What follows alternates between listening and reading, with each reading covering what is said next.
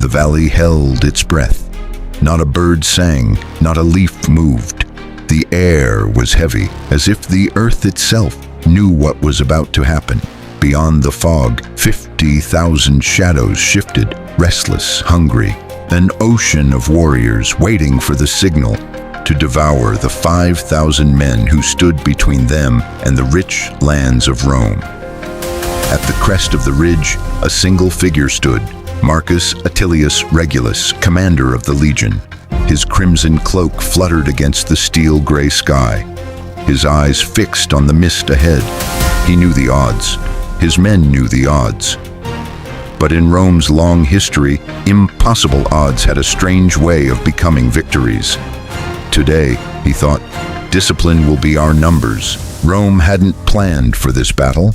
The Senate had wanted to contain the northern tribes through diplomacy and fortified borders.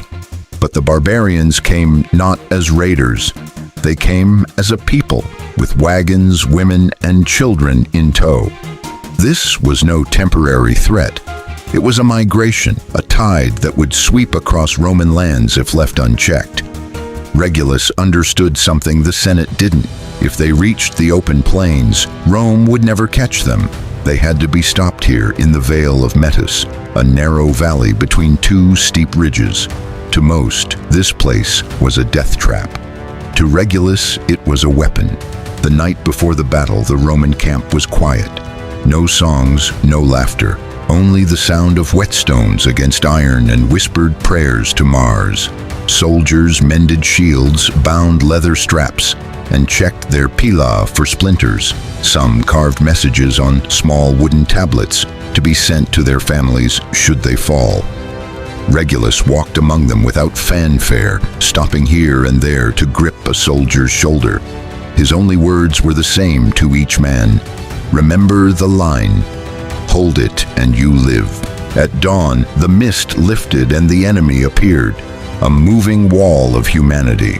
50,000 warriors from a confederation of northern tribes, their bodies painted in black ash, their hair matted with lime, their shields rimmed with iron. At their head rode Brannock the wolf, a giant draped in wolf pelts, his braids threaded with the bones of slain enemies. His voice carried over the plain, curses in broken Latin, promises of Roman death.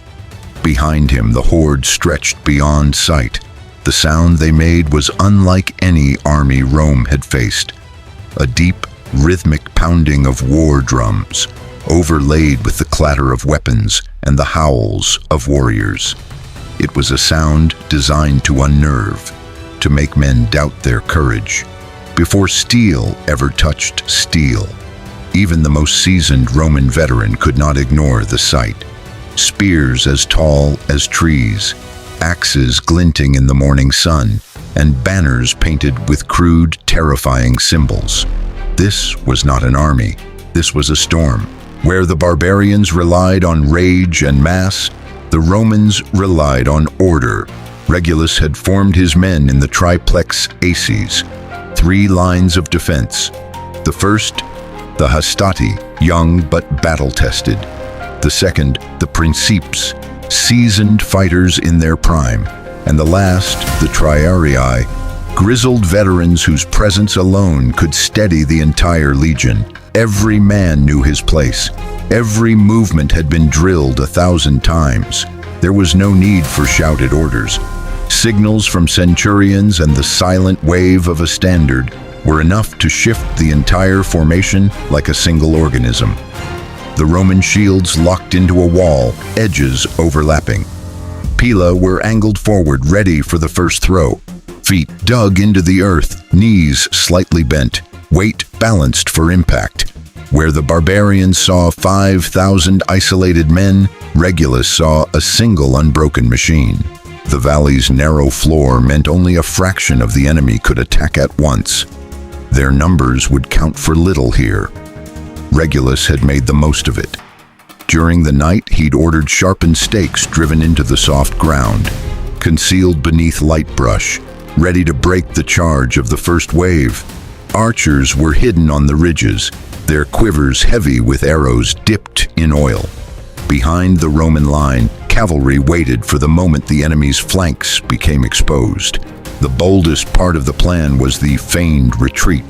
The hastati would hold just long enough to draw the barbarians in, then fall back in perfect order, luring them deeper into the funnel where their formation would collapse.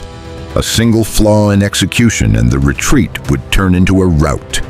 But Regulus trusted his men's discipline more than he trusted the gods. The barbarians charged first. It was like watching a black wave roll towards the shore, the earth shaking beneath thousands of pounding feet, the roar of their voices merging with the relentless drums. The first impact was like a battering ram against stone. Spears splintered, shields shuddered under the weight of blows. The Romans bent but did not break, their wall absorbing the shock with calculated give. From the ridges, arrows began to fall in dark sheets, igniting patches of the battlefield where oil caught fire. Screams rose as flames leapt along the enemy's flanks, but still they pressed forward, axes chopping through shields, pushing the Romans step by step. Then came the signal, a sudden flash of a red banner. The hastati began to fall back, slowly, deliberately, drawing the barbarians in like prey chasing a wounded animal. From above, it looked as though the Romans were breaking, but Regulus knew better. As the barbarians surged into the funnel, their ranks became tangled. Men tripped over the hidden stakes, fell, and were trampled by their own. That was when the Principes struck. Fresh, disciplined, they slammed forward with pila and gladi, each thrust precise, each step coordinated. The chaos of the enemy became their own undoing. Warriors swinging wildly struck their own, shields clashing uselessly in the cramped space. From the ridges, archers rained death on the trapped mass. Roman cavalry swept around the flanks, cutting off escape routes. Finally, Regulus unleashed the Triarii. The veterans advanced like an iron wall, their long spears punching through any who dared resist. What had begun as a storm of rage had become a rout of desperation. By midday, the valley was silent again, but not the same silence as before. This was the stillness of death. The ground was littered with bodies, armor cracked, weapons abandoned. Smoke drifted from the pyres where the dead were burned to prevent plague. Rome had lost men, but far fewer than anyone had believed possible. The barbarian horde was shattered, their dream of settling Roman lands gone. In the Senate records, the victory was written simply. 5,000 men stood against 50,000, and Rome endured. But the men who were there knew the truth. It was not endurance that saved them. It was discipline. Numbers can be counted, rage can be spent, but discipline endures beyond the moment, beyond the battle, beyond the lifetime of the men who hold the line. Centuries later, generals would study this day, but only the wise would understand its secret, that Rome's deadliest weapon was never the sword. It was the will to fight as one.